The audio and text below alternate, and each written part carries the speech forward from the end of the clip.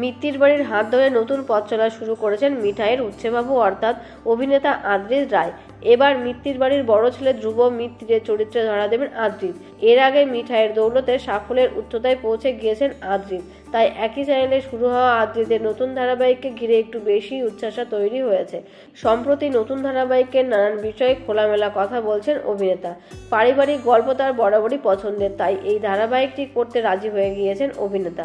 এই ধারাবাহিকে আদ্রিতের সঙ্গে বহু বর্ষণীয় অভিনেতারাও রয়েছেন, তাদের থেকে তিনি অনেক কিছু শিখতে পারবেন বলে আশা প্রকাশ করছেন অভিনেতা তার সহ অভিনেত্রী পারিজা চৌধুরীরও প্রশংসা করেন।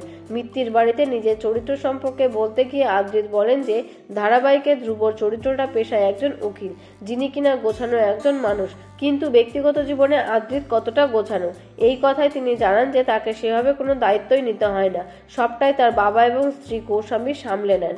অভিনেতা এও বলেন যে তিনি বাড়ির কোনো কাজই করতে পারেন না, এই বিষয়ে তিনি একটা বাচ্চার মতনই। তবে একই চ্যানেলে আদ্রিত এবং কৌশাম্বী দুজনেরই সিরিয়াল চলছে, তাই প্রফেশনাল ক্ষেত্রে টিআরপি নিয়ে টক্কর হবে।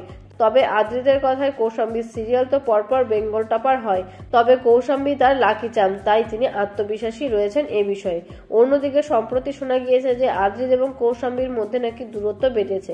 এই নিয়ে অভিনেতা বলেন যে এর আগে এই সমস্ত বিষয়গুলো কৌশাম্বীকে খুব কষ্ট দিত, এখনো বুঝে গেছে, তাই এইসব বিষয়ে সে আর কান দেয় না।